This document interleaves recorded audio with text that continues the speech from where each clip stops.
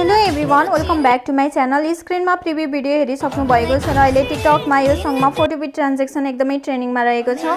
So आज म हजुरहरूलाई यस्तो टाइपको भिडियो कसरी बनाउने सम्पूर्ण जानकारी लिएर आइरहेको छु। सो भिडियोलाई बीचमा स्किप नगरिकन अन्तिमसम्म हेरिदिनु होला। सो यस्तो टाइपको भिडियो बनाउनको लागि हामीलाई क्यापकटको आवश्यकता पर्दछ र क्यापकट एप हजुरले प्ले स्टोरबाट सजिलैसँग इन्स्टल गर्न सक्नुहुनेछ। सो अब फर्स्टमा आफ्नो क्यापकट एपलाई ओपन गर्ने र न्यू प्रोजेक्टमा क्लिक गरेर आफ्नो ग्यालेरीमा भएको 6वटा फोटोलाई चुज गर्ने। अब हामीले भिडियोको फर्मेटलाई चेन्ज गर्नुपर्ने हुन्छ। सो फर्मेटमा क्लिक गर्ने र 16:9 को रेसियोलाई चुज गर्ने। सो अब हामीले आफ्नो सबै फोटोहरूलाई रोटेट गर्नुपर्ने हुन्छ। सो फोटोलाई सिलेक्ट गर्ने, एडिट अप्सनमा क्लिक गर्ने र रोटेट अप्सनमा क्लिक गरेर सबै फोटोहरूलाई रोटेट गर्ने। सो हजुरहरूले यसरी सबै फोटोहरूलाई चुज गर्दै रोटेट अप्सनमा क्लिक गर्नुपर्ने हुन्छ। सो मैले आफ्नो सबै फोटोहरूलाई रोटेट गरि पनि सकेँ र अब लास्टमा क्यापकटको वाटरमार्क रहेको हुन्छ। सो इन्डिङले सिलेक्ट गर्ने र डिलिट अप्सनमा क्लिक गरिदिने र अब हामीले आफ्नो सबै फोटोहरूलाई स्क्रिनमा फिट गर्नुपर्ने हुन्छ। सो फोटोलाई सिलेक्ट गर्ने र कतिको जुम गर्नुपर्ने छ त्यही अनुसारले नै जुम गर्दै स्क्रिनमा फिट गर्ने।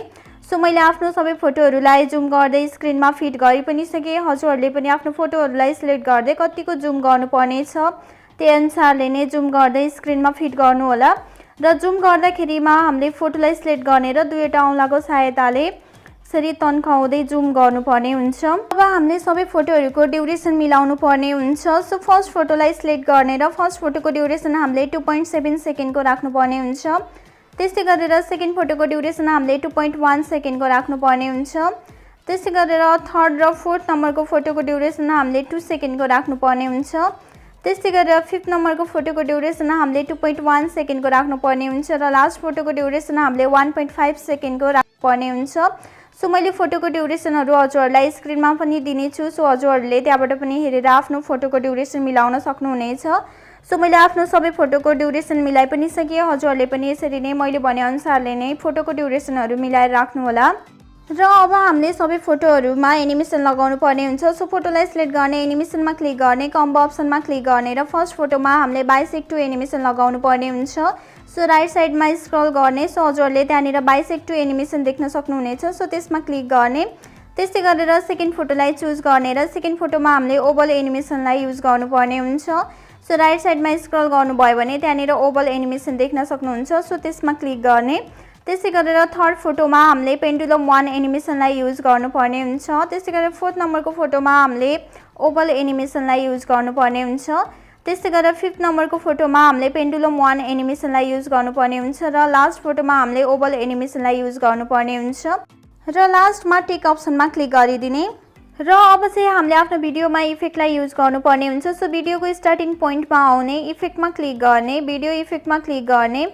सो हजुरहरूले यहाँनिर थुप्रै इफेक्टहरू देख्न सक्नुहुनेछ। सो माथिपट्टि रहेको मोड अप्सनमा क्लिक गर्ने। सो हजुरहरूले यहाँनिर पनि थुप्रै इफेक्टहरू देख्न सक्नुहुनेछ। सो हजुरहरूले आफूलाई मनपर्ने जुनसुकै इफेक्टको पनि युज गर्न सक्नुहुनेछ र मैले नै युज गरेको इफेक्टलाई पनि युज गर्न सक्नुहुनेछ। सो थर्ड लाइनको सेकेन्डमा रहेको मिडियर इफेक्टलाई चुज गर्ने र टिक अप्सनमा क्लिक गर्ने। सो अब यसको ड्युरेसन हामीले फर्स्ट फोटोको ड्युरेसन जति छ त्यतिमै मिलाएर राख्नुपर्ने हुन्छ। त्यस्तै गरेर कपी गर्दै फोटोको ड्युरेसन जति छ त्यतिमै मिलाउँदै कपी गर्दै फुल भिडियोमा नै यो इफेक्टलाई युज गर्नुपर्ने हुन्छ। फोटोको ड्युरेसनसँग मिलाउँदा हाम्रो भिडियो चाहिँ एकदमै पर्फेक्ट तरिकाले बन्छ। सो हामीले इफेक्टलाई युज गर्दाखेरिमा फोटोको ड्युरेसनसँग मिलाएर राख्नुपर्ने हुन्छ। र अब फेरि हामीले आफ्नो भिडियोमा अर्को इफेक्टलाई एड गर्नुपर्ने हुन्छ। सो स्टार्टिङ पोइन्टमा आउने, भिडियो इफेक्टमा क्लिक गर्ने र माथिपट्टि रहेको बेसिक अप्सनमा क्लिक गर्ने र तलपट्टि स्क्रल डाउन गर्नुभयो भने त्यहाँनिर हजुरहरूले सेक भन्ने इफेक्ट देख्न सक्नुहुन्छ। सो त्यसमा क्लिक गर्ने र टिक अप्सनमा क्लिक गर्ने। सो अब यसको ड्युरेसन हामीले फर्स्ट फोटोको ड्युरेसन जति छ त्यतिमा मात्रै मिलाएर राख्नुपर्ने हुन्छ र यो इफेक्टलाई हामीले फर्स्ट फोटोमा मात्रै युज गर्नुपर्ने हुन्छ। सो अब हामीले आफ्नो भिडियोमा साउन्डलाई एड गर्नुपर्ने हुन्छ। अडियोमा क्लिक गर्ने, एक्सट्र्याक्टेडमा क्लिक गर्ने र जुन भिडियोको साउन्डलाई एड गर्न खोज्नु भएको छ त्यो भिडियोलाई सिलेक्ट गर्ने र इम्पोर्ट साउन्ड ओन्ली अप्सनमा क्लिक गरिदिने। सो हाम्रो भिडियोमा साउन्ड आइ पनि सकेको छ र यो साउन्डको लिङ्क मैले हजुरहरूलाई डिस्क्रिप्सनमा पनि राखिदिनेछु।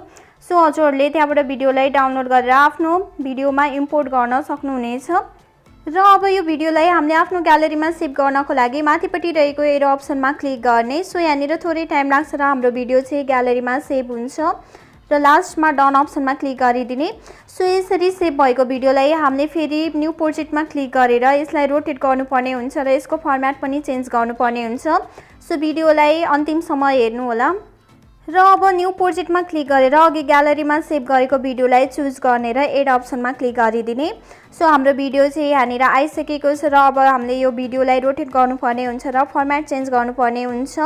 सो फर्मेटमा क्लिक गर्ने र 9:16 को रेसियोलाई चुज गर्ने। सो अब हामीले यो भिडियोलाई रोटेट गर्नुपर्ने हुन्छ। सो भिडियोलाई सिलेक्ट गर्ने र एडिट अप्सनमा क्लिक गर्ने र रोटेट अप्सनमा क्लिक गर्ने। सो कतातिर रोटेट गर्ने हो, सो हजुरहरूले यसरी रोटेट अप्सनमा क्लिक गरेर रोटेट गर्न सक्नुहुनेछ। सो अब लास्टमा हाम्रो भिडियोको लास्टमा चाहिँ क्यापकटको वाटरमार्क रहेको हुन्छ। सो यसलाई सिलेक्ट गर्ने र डिलिट अप्सनमा क्लिक गरिदिने। सो हाम्रो भिडियो चाहिँ रेडी भइसकेको छ र अब यसरी रेडी भएको भिडियोलाई ग्यालरीमा सेभ गर्नको लागि माथिपट्टि रहेको एरो अप्सनमा क्लिक गर्ने। सो यहाँनिर थोरै टाइम लाग्छ र हाम्रो भिडियो चाहिँ ग्यालरीमा सेभ हुन्छ र त्यसरी सेभ भएको भिडियोलाई हजुरले आफ्नो टिकटकमा अपलोड गर्न सक्नुहुनेछ र लास्टमा डन अप्सनमा क्लिक गरिदिने। सो आजको लागि यति नै। भिडियो कस्तो लाग्यो मन परेमा लाइक कमेन्ट सेयर र सब्सक्राइब गर्न भने नभुल्नु होला र आगामी दिनमा यस्तै टाइपको ट्रेन्डिङ भिडियो एडिटिङ सिक्नको लागि मेरो च्यानलमा नयाँ हुनुहुन्छ भने च्यानललाई सब्सक्राइब गरी नजिक रहेको बेल आइकनलाई पनि प्रेस गरिदिनु होला। Thank you so much for watching my videos. Bye bye, see you.